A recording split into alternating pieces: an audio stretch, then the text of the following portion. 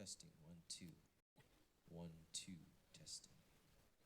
Check, check, check. Testing, testing. 1, 2. Check, check. Testing, testing. That's okay for now. We just positioned the mic picking up from the speaker. So just get the best position. Yeah, yeah. The mic, I think the mic before was like right down to the cone and nothing in the tweets. So I tried to put it in the middle between the cone so that it gets both the treble and the bass. Yeah, yeah. Oops.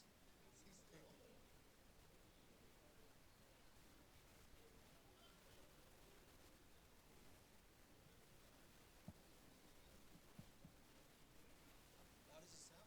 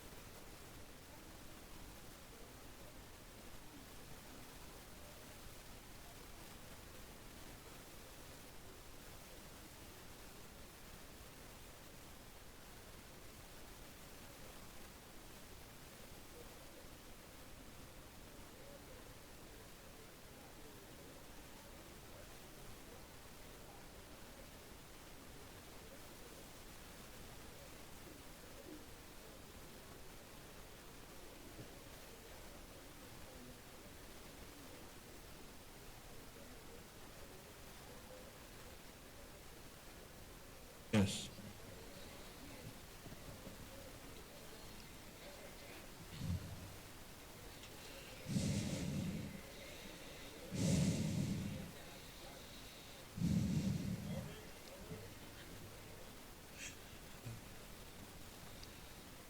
Edward, that's funny.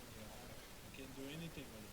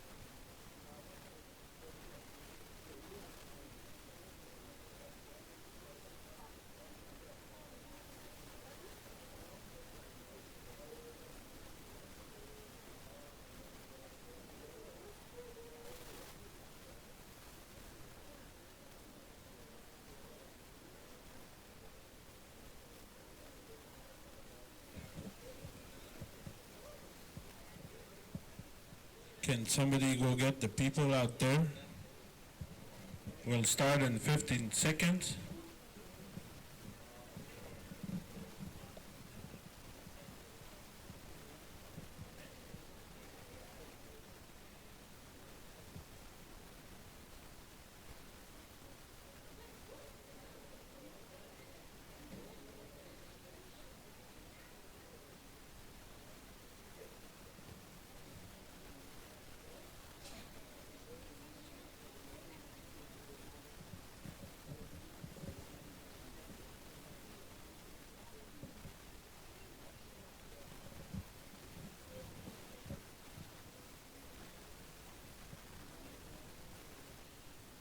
Everybody's in? Ready to go? It's been like 6 minutes for the break.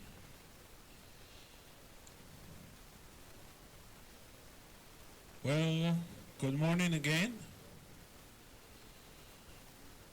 So as we continue to this round table, we're gonna move forward to the next item in the agenda. It will be a, how you say this, a video clip of late Grand Chief, we can say late Dr. Grand Chief Billy Diamond. So we have a clip about 2 minute or 1 minute video clip there. So we're gonna try to close those lights and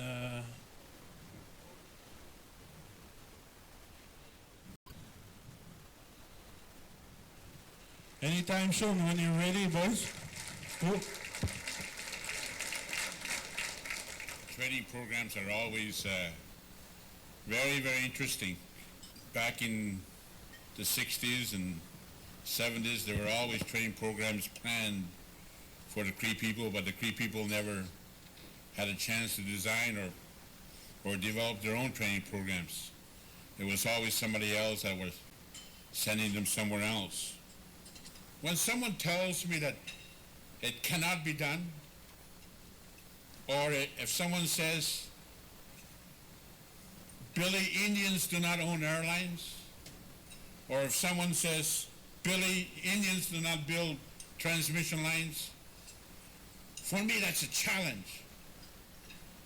And for me that's when I swing into action and prove them wrong. And we have done it. And you have done it as well.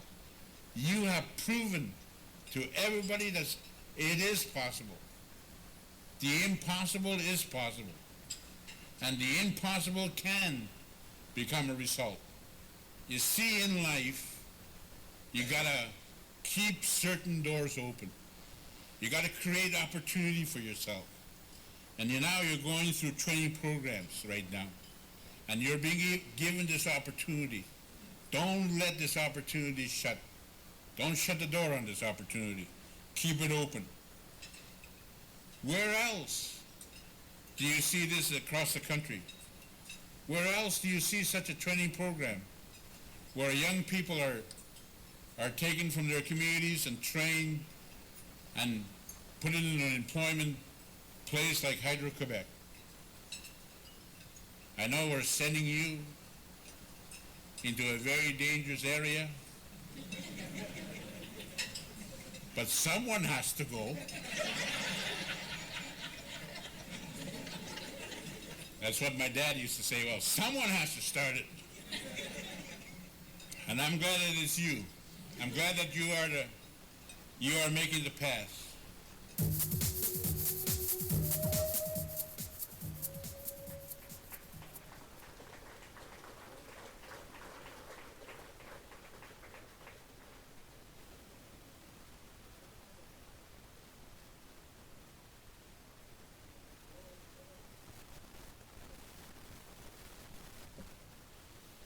Short message, but a great talker. He was a spoker for us, and always take his good word for a good thing to change our lives.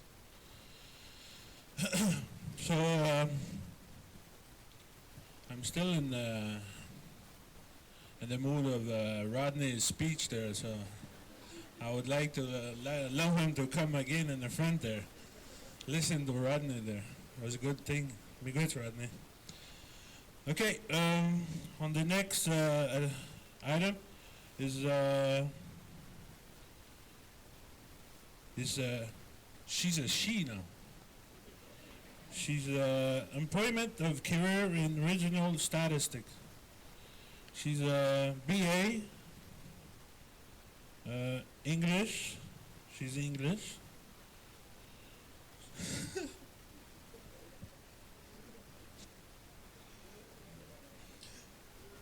my thoughts went way far. So the project development officer, she's a Cree School Board, Sabadwan Adult Education Services. She's a CO chairperson, Regional Planning Committee, a CNEI Roundtable of Capacity Building, and she's a she again.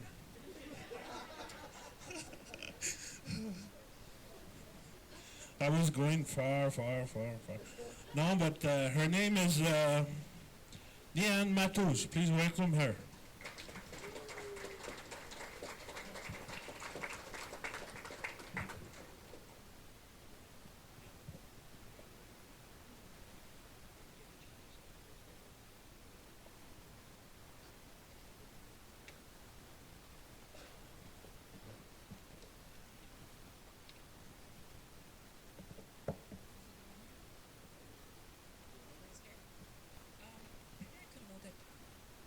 I'm just going to invite Daryl and Louisa to come up with me.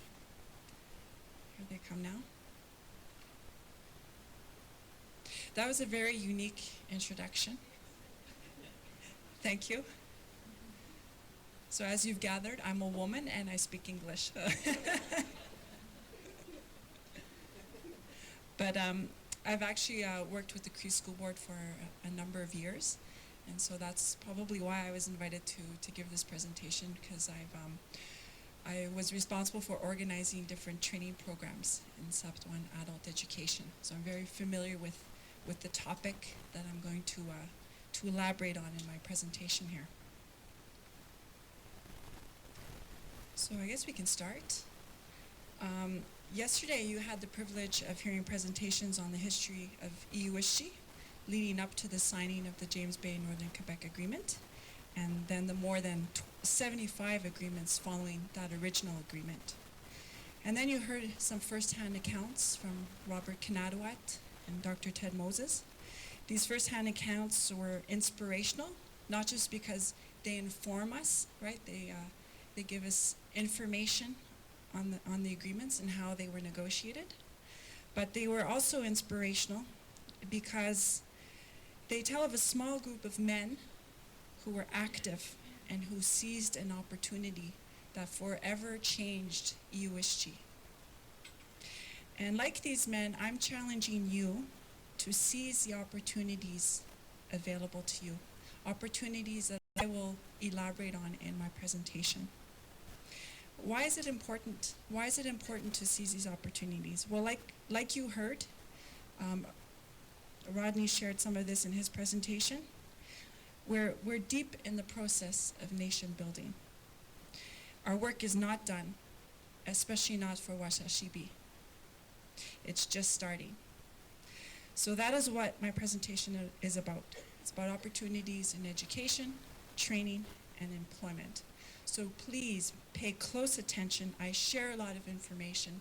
Take notes if you have to. And please don't be shy to ask questions during the question period at the end of my presentation. All right? So let's get started. So I'm going to first elaborate on education within Eeyou Istchee. What types of education are people accessing? What type of training and educational programs are people enrolling in? And what kind of success rates do we have? But first, what is capacity building? I know this is a confusing term for some people. It was confusing to me in the beginning, to be very honest with you. It's written here on our banner, Roundtable on Capacity Building. It's the theme of this roundtable and the community tours. But what is it about? Well, capacity building is about building your own skills, about building your knowledge, and about building your abilities, right? And when you have capacity, what that does is it makes you a stronger leader. It makes you capable of fulfilling initiatives, and it makes you a person who's willing to get involved for your community, to make things happen at the community level. And when we have strong communities, of course, we build a strong Cree nation. To help you understand what exactly that means, I'm going to share a story with you. It's about one of your own, I guess you could say. It's about one of your own people. Derek, you see him here in the picture. Can I use my zapper? There he is. Derek is Cree. He was born and raised in the town of Senatare, not too far from here. Some of you might even know him or recognize him. He did many of the things that we all do as kids, right? He took karate and swimming lessons. He went to school, spent time in the bush with his grandparents, practicing traditional activities, and so on. And when the time came, he thought long and hard about his next steps. What to do?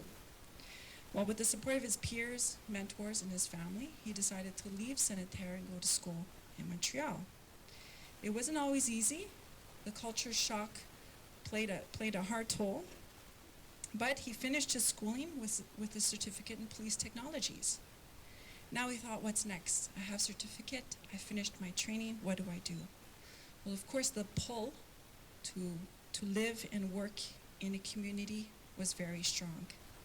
So to make a long story short, 10 years later, he served his nation with a long career in policing in the community of Mississauga. He started out first as a patrol officer. Today, he's the regional investigator. Sorry, I get emotional. You probably guessed it. Actually, Derek is my husband.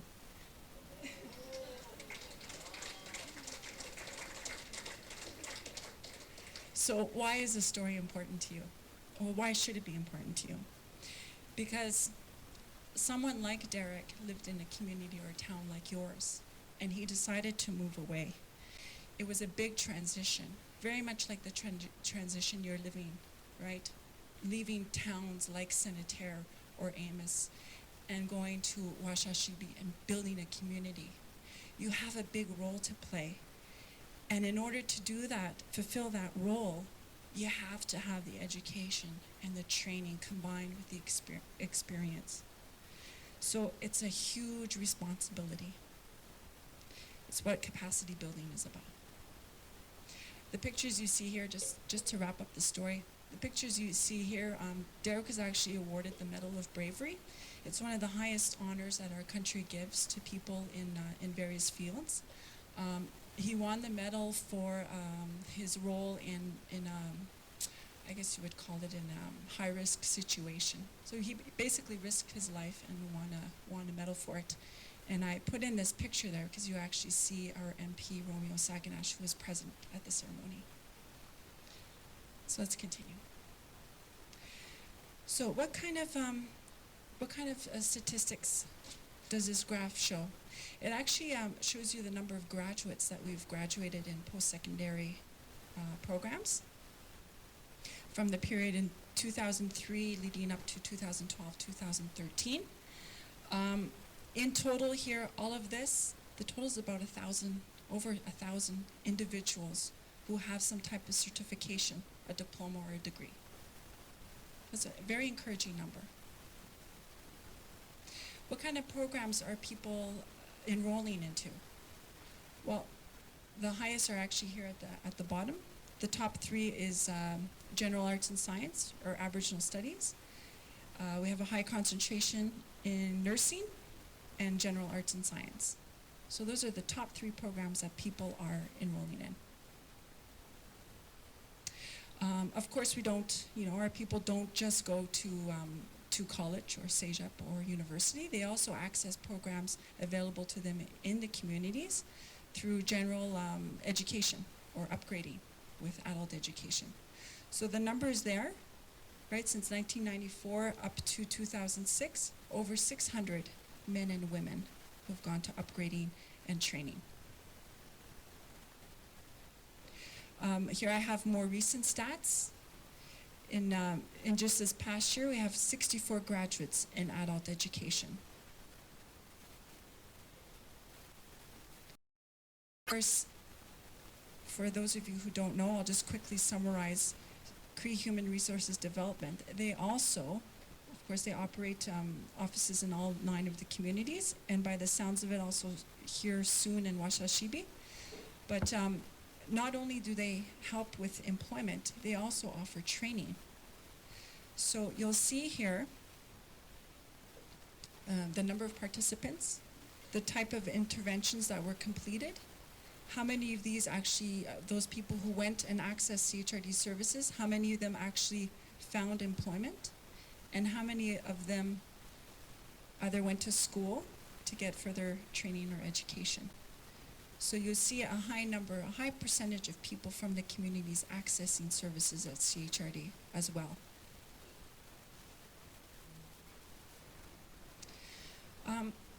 I think this is the next few slides I'm going to show you are a real eye-opener.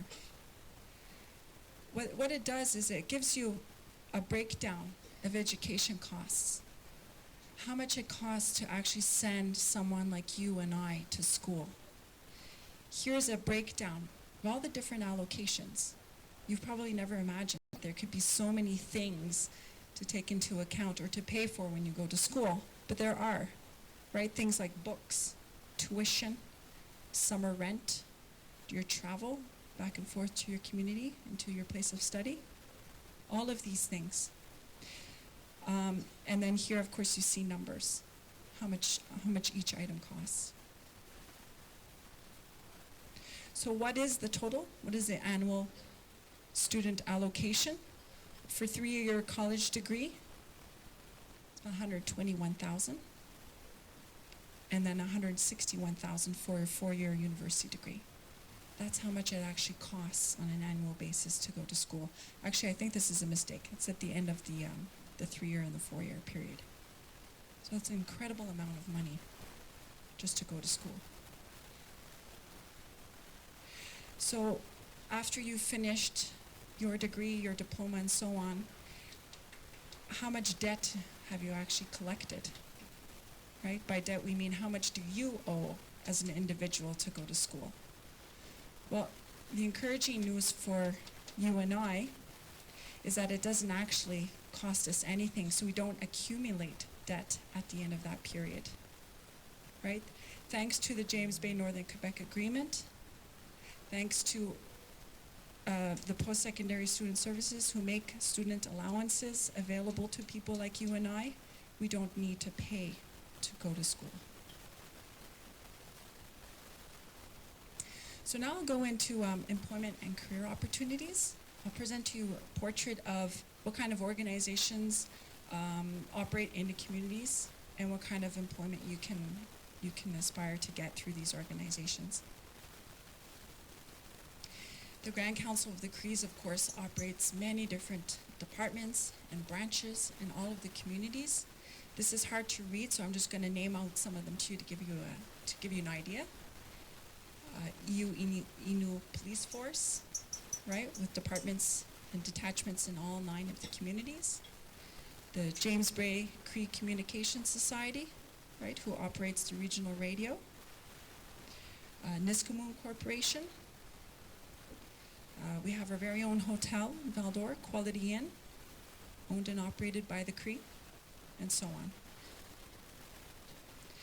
Different businesses and services. We have Towich Construction. We have, of course, restaurants and motels and gas stations that operate in the communities, and so on.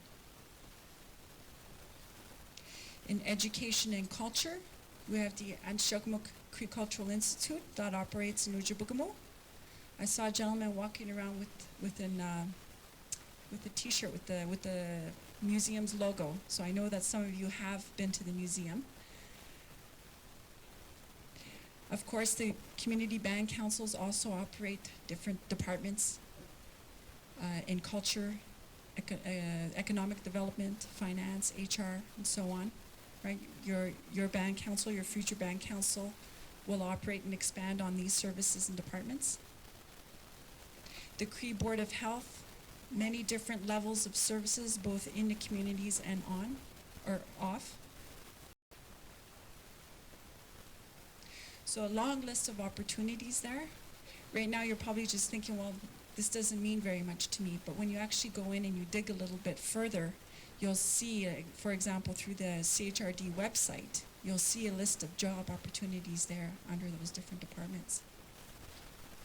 And of course, we can never, ever discredit what the James Bay Northern Quebec Agreement was about, which is, of course, the protection of our rights to the land, to continue hunting, fishing, and trapping, and so on. The Cree Trappers Association was set up under that to ensure that this lifestyle, this traditional lifestyle, could be maintained, right?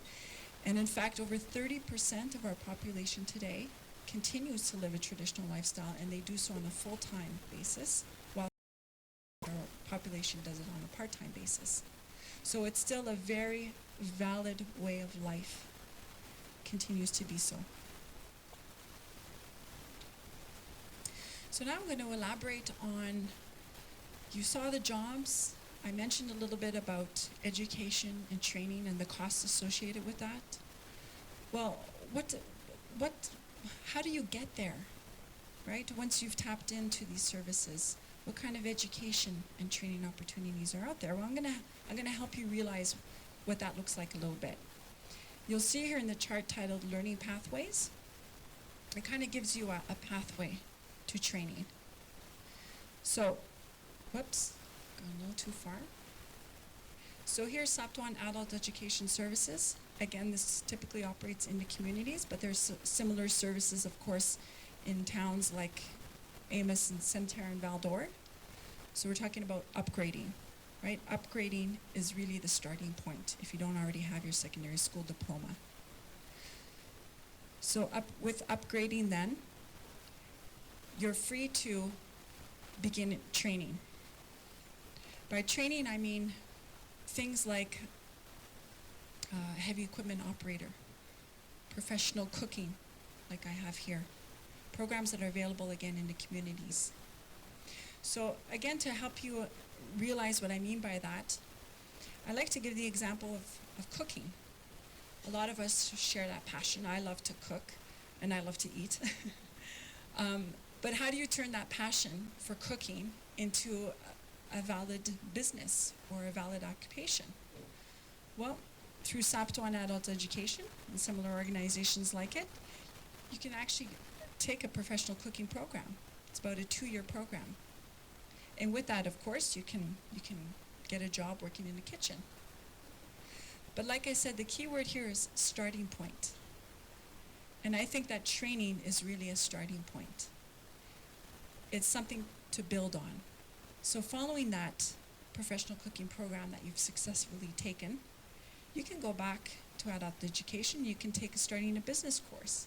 It's very short, 350 hours. So now you've combined a training program with another one, and you're not just working in the kitchen, you're actually creating a business. And with that, you're creating employment opportunities for other members of your community. You're contributing to the growth of your community. And once you've been operating your business and you have that experience, what would be the next step? There's always a next step. In this case, you might want to consider taking a Master's of Business Administration at a university like Concordia University in Montreal. Now you have all of this. What do you do next? Well, that one restaurant that you were operating might blossom and grow into a franchise, right? Operating and offering services in all 9 of the Cree communities. Imagine that. You've gone from having a passion for cooking, growing that into a huge franchise servicing all the communities. Inspiring, isn't it? So here, just to give you an idea of other opportunities and how to realize those opportunities, in the Department of Justice and Corrections, under the Grand Council, a position that I recently saw posted, and that's why I've included here, is for Native Parajudicial Worker. Well, how would you get that job? What you need to do is get a CEGEP or college diploma.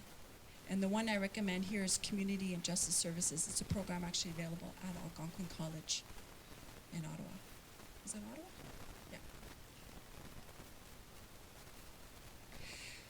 So now I've given you an idea of how to get that education and training and the type of opportunities that you can grow, that you can make grow. So what kind of support services are available in the communities to help you in that effort? Well, of course, there's the Cree School Board, right? We have guidance counselors. We have the secondary school program to help you get your secondary school diploma. And then, of course, we have post-secondary student services. And some of you might not realize post-secondary student services is not just about giving you an allowance or paying your tuition. They actually have a broader range of services that can help facilitate the transition from leaving your community and going to school in another town or city. So there's actually a lot more to post-secondary student services. Of course, at Saptuan Adult Education, or the equivalent that you have in your communities, there's also guidance counseling, student success counselors. These are people who help you figure out your learning pathway. And then, of course, we offer vocational training programs and the prerequisites to get into these programs. And then at CHRD, they also have training initiatives. They have career counseling. They have youth initiative programs to help youth get into jobs. And they also, when you've finished your schooling and you come back to your community, they even help you find a job. They have people who can help assist that process. So now I'm going to give you a portrait of employment as it stands right now and the type of opportunities that are available to you right now.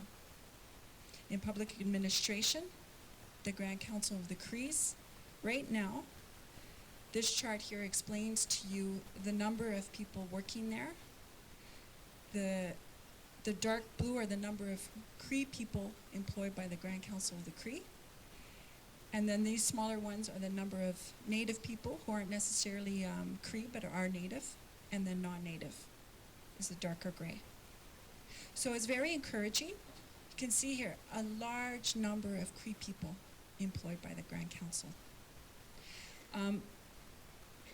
why am I sharing this to you? Of course it's encouraging. It is encouraging to see that a large number of our people are being hired. But on the flip side, I'm going to point out here the number of Native and non-Native who are employed. How I choose to read this is these are opportunities, because the only reason that this chart isn't all blue is because they couldn't find specialized workforce, a specialized Cree workforce to fill those positions. So that's what I want to encourage you to consider.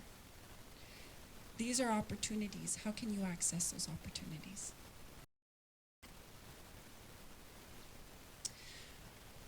Well, I'm going to describe how to do that, right? Of course, it starts with education and training. So if you're interested in a career with the Grand Council of the Crees in public administration, what type of education or training do you need? And what kind of job is it going to get you? Well, your university degree typically gets you a job in management, finance, and as a professional. And I can say, and I think a lot of other people will back me up on this, what the Cree Nation needs is professionals, a specialized workforce. And by specialized, I mean people like engineers, biologists, lawyers, archaeologists, environment analysts. This is the demand at the Grand Council of the Crees. Of course, the secondary vocational training or a CEGEP diploma will also get you employment. The type of jobs available with those type of certifications are typically office support, like technicians or secretaries and so on. So now I'm going to go through a similar exercise, but this is in the field of health. So we think of the Cree Health Board. Again here, the minimum educational requirements to work with the health board. A university degree gets you those specialized jobs, right? Professionals, doctors, dentists, pharmacists, nurses, so on. While the secondary vocational and CEGEP diploma will get you work as technicians, office clerks, radiologists, right? And working as a laboratory technician. Some other examples. So the total jobs right now, the total number of employees at the Cree Health Board, over 400 and counting, right? They're continuously adding to this. Again, this is opportunity, because out of these long list of positions, how many of them are actually Cree? Think right now, how many Cree doctors do you know? I think we did a count the last time, maybe 4 or 5.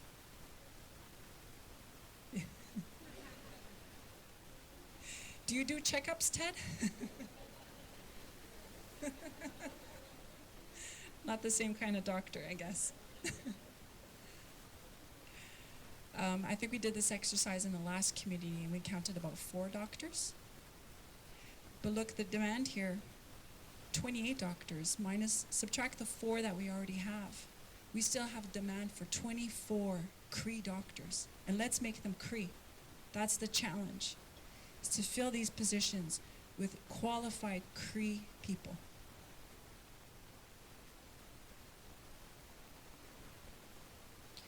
So now in education. Similar to the chart that you saw for the Grand Council, this is a breakdown of employees currently working right now at the Cree School Board. But you'll see it's actually the opposite, because we have a higher number of non-Crees working for the Cree School Board than we do Crees. Now again, I challenge you, think of the number of Cree teachers that you know. Not that many. Think of the number of Cree principals you know. Again, not that many. Right? The challenge is filling those positions with qualified Cree people. So what kind of education and training do you need to work at the Cree School Board? Of course, a university degree. Again, you'll see the pattern. A university degree gets you jobs in management, finance, and as a professional, while your secondary vocational CEGEP gets you a job typically in office support, administration. What are the future requirements in education? Teachers, principals, guidance counselors, psychoeducators. Again, specialized workforce. These jobs all require university level education. In mining now, the future requirements, you see it's broken down by different levels of qualifications or training. So you have professional, skilled, semi-skilled, and unskilled. And you have the number of positions available there in the top 3 mines, or the top 3 biggest mines in operation right now in Eeyou Istchee. They are Stornoway, Goldcorp, and Blackrock Metal. Again, a high number of people that they're looking for to fill those jobs. At Stornoway, right now there's 40 Crees who are currently employed, with 90 estimated by September. But the demand, the HR demand, the demand for human resources there is 500 and more jobs, right, as they continue, as they go into production. So again, high demand. At Goldcorp, there's 300 Crees currently working there, and you heard our Deputy Grand Chief yesterday saying how there is discussions going on where they're trying to get people from your community, from Washaw Sibi, to occupy jobs at Goldcorp because you have a great advantage. You speak French, many of you do. So 300 working there. At the end of this presentation, I hope you'll all sign up, and maybe there'll be 500 Crees working at Goldcorp. So what kind of education or training do you need? Again, a university degree. Oh my God. I'm so glad that didn't fall on me. Okay, it's not going anywhere, so I'll ignore it for now. So a university diploma will get you, again, those specialized jobs, like a geologist, a mining engineer, and so on. A technical diploma will get you a job as a technician, a mining technician, laboratory technician, ventilation technicians, all type of technical expertise. Right, this is the type of training we typically offer into communities. These will get you jobs as a heavy equipment operator, ore treatment operator, mining blaster, diamond driller. Right, there's actually a very high demand for these type of qualifications. And in fact, if I'm not mistaken, I heard it one.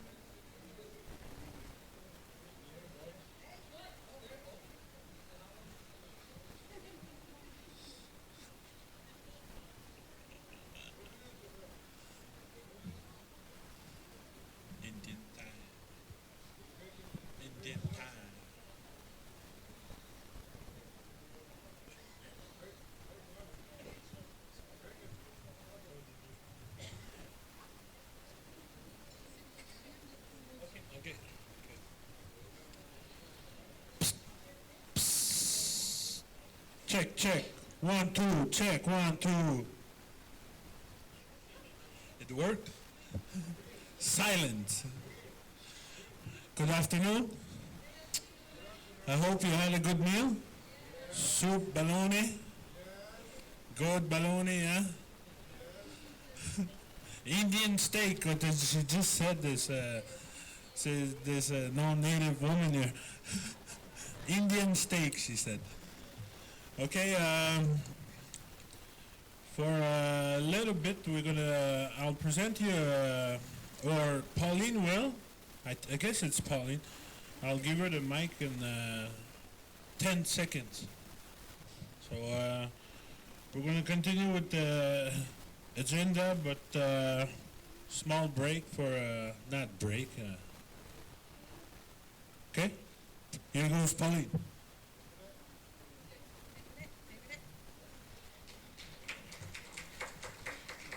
Hello. Just to give a little time I have before we start with our motivational speaker, Barbara, Pete, tell the people to come in. Before we get the people back to their seats, I've asked to and to also to introduce somebody. We put a pause in here. A student, our own students. Yeah, there's a few graduates we have.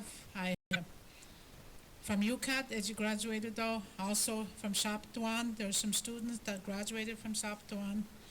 And so I asked one of the students, as you share with a little bit about their own experience hearing it from them.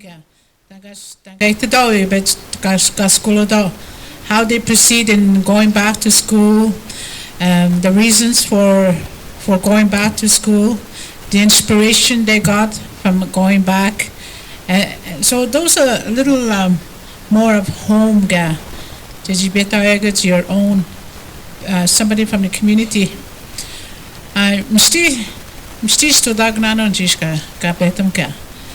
The messages even yesterday, the powerful messages, and I'm just that I hope that all of these are coming as knowledge to you, to use as tools for your children, your grandchildren.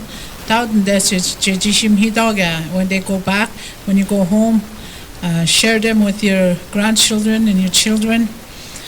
Like I said this morning, one of the plans, one of the initiatives that Washaw Sibi is looking into is getting into an educational symposium.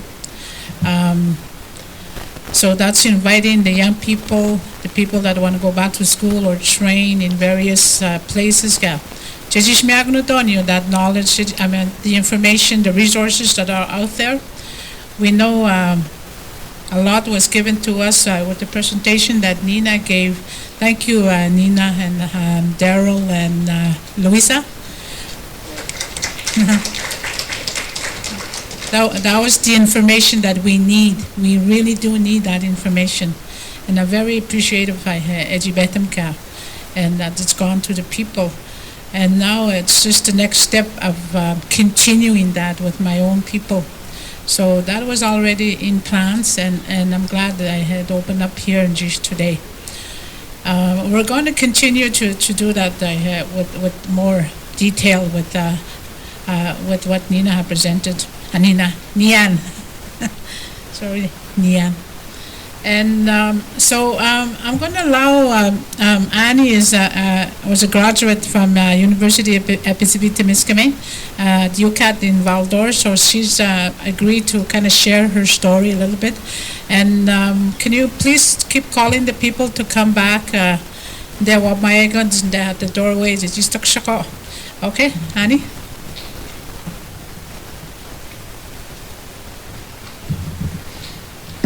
Good afternoon.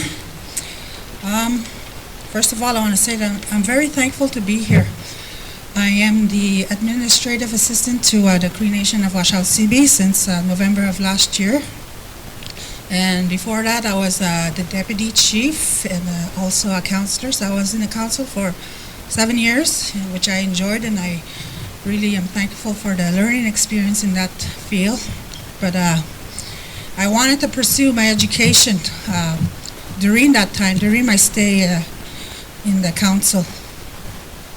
But first, I want to say more like in a personal way. I am married. I have 3 kids. I have a son and 2 daughters. And my husband is Johnny Salt. He's from Waskaganish. And I'm so thankful for him that he's and he's always a person. You see the building at the camp, the log building, the log teepee? Well, it started 4 years ago, that project. And the first time they asked him if to build it, he said to himself, "Oh, I don't know if I can do this. But I encouraged him. I said, just do it." So this year, finally, it's fixed, like it's prepared, like it's almost completed. Just need to put a door on there. But anyways, he said to me the other day, "I didn't believe I could do this, but I told myself, I'm going to do it. I'm going to try it." So he did. So you see the building is so beautiful. It's like 15. I was wondering, is it the biggest teepee, the Cree Nation, that was made by hand, So I'm just curious. I would like to know that. But it's like 50 feet inside, and I don't know how many feet along, the height. But yes, I'm so proud of him. He's a good bushman, and I'm so glad I have met him, I met him in the party. But anyways, I started my education upgrading because I didn't succeed in the French school that I was in here in Amos. I think it was because my mind was English. My father was a Algonquin. He was a trapper. He was one of the best in Pikogan. My mother's a Cree, and she went to school 7 years. My father didn't go to school. So my mother encouraged, she was the encourager to attain education. My father did take us out of school 1 year, and I was like 13 or 14. During that year, I was kind of mad because he was taking us out of school to teach us the ways in the bush. But that's the year, I think, I learned a lot, like setting snares and all these things that you do in the bush. So I'm very thankful to my father for that. He's no longer with us, but I see it in my brothers too. I have 6 brothers, 1 sister, and we're all good in the bush, I believe. And also, I didn't complete high school. I went to upgrading. I lived in this factory for like 16, 17 years, and I did upgrading there. From there on, I went to a general vocational school in Thunder Bay. I spent 1 year there. Then I went to a Bible school 1 year in Saskatchewan. And also I came back to Thunder Bay again, 1 year in Chidudanai, business administration. But I couldn't continue on because by March, I was under the Indian affairs. I was only receiving $675, so I couldn't live on $675. My rent was $475. So I had all these other expenses that I couldn't, at the end, our hydro was cut off. Our phone was cut off, so I couldn't go on. And I went to work for a few years in this factory. Then I went back again. This time I had my beneficiary number. But before that, I went to Thunder Bay again under Ontario Students Assistance Program. And I graduated with a social work diploma on there in '98. So I went back to Moose Factory, worked again, and went to North Bay next time. The following year in 2002, I had a son already. My baby was just 4 months old when I decided to when I moved to North Bay. I graduated with a certificate in general arts in Aboriginal studies. So after that, I got married, and I wanted to pursue, during the time in my council years, I wanted to pursue to help the council, Washaw Sibi. So I went for my certificates in UCAT. And I graduated last year in 2013. I completed 3 certificates, so that equaled my BA, so which I'll be officially graduating the process in November of this year. So in the future, I want to continue for my master's, of course. It's been a dream of mine since I started school there. But yes, I never thought that I could do it. And Rodney's speech this morning, I felt like he was talking to me, and I really felt it. And I really enjoyed his speech. Where is he? He's not here? Anyways, I want to thank him because I know now that I will continue on in the future, and I will continue as the administrative assistant, and I am planning to apply for that Cree employment officer, and I hope to get it. Cross my fingers. Anyways, but yes, I encourage all the youth to pursue their dreams. Even though it takes long, you can do it. I'm almost 50 years old. But yeah, it takes a while. I think I'm a slow learner, but anything can happen. I attended the graduation of Karen Moses in Thunder Bay in 1998, and she was the oldest person there graduating with a nursing degree. But actually, she wasn't the oldest. Crossing the platform was an 82-year-old woman that graduated with a nursing degree. That really touched me too, because I seen her 82 years old. You would think, what is she doing? But yeah, her speech really had an effect on me. It doesn't matter how old you are, you can pursue your dream, your education, you can succeed. So I encourage my mom to go for a PhD. Miigwech.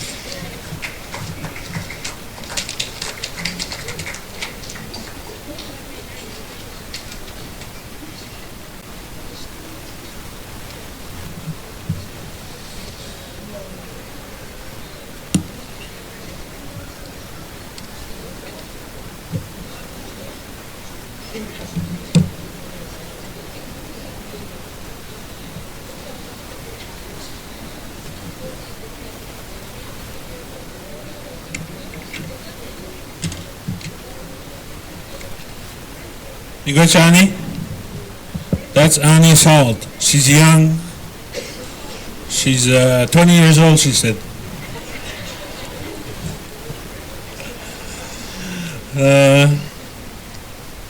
It's very nice to hear some people like this, even after they pass their 20s, they still go to school and, they still can do it.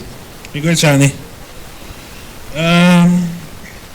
As we continue to the agenda, it's probably 1 o'clock, so the next speaker will be a motivational speaker. He gave me his CV, they call it, what to say for him. It's an introduction. He's a pastor. He's a student. He's doing his master's of marriage and a family counselor. Wife. That's what he says. He's down. Plus 3 children. He's the father of Jonathan Chicho. And he says, I'll say it in Cree, okay? Muska naha swed, he says. That's his dad gave him this name. And his mom gave him a Muska miao red, he said. He's the handsome boy, he says. And his name is Mervyn Chicho.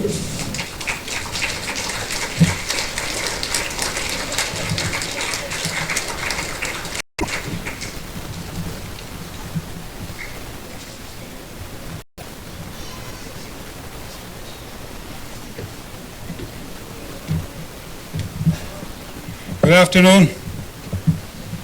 Are you guys awake? I can talk about Ted Moses. For two reasons.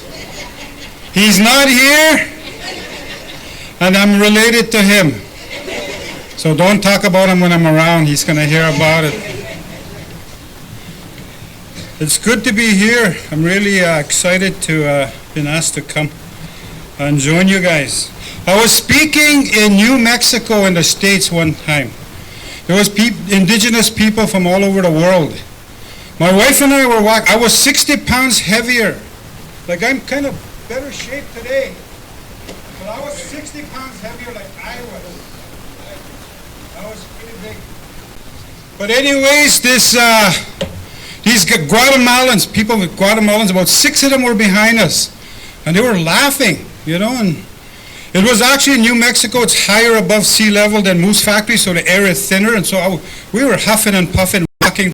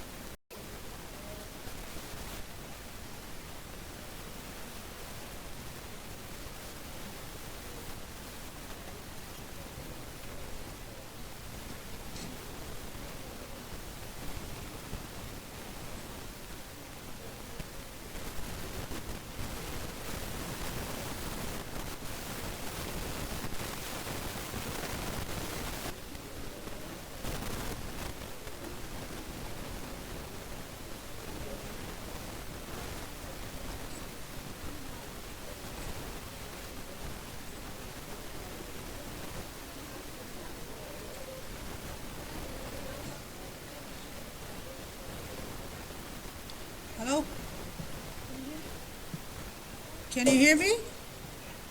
Nobody? Okay, just to let you know, before anybody leaves, bef-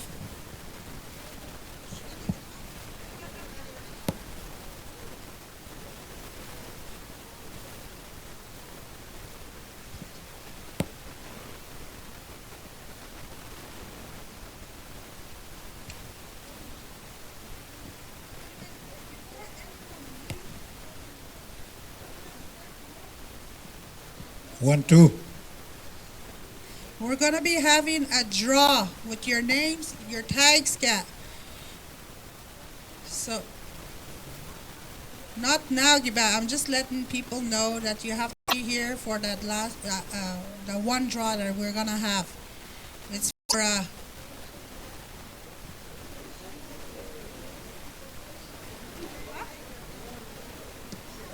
all right.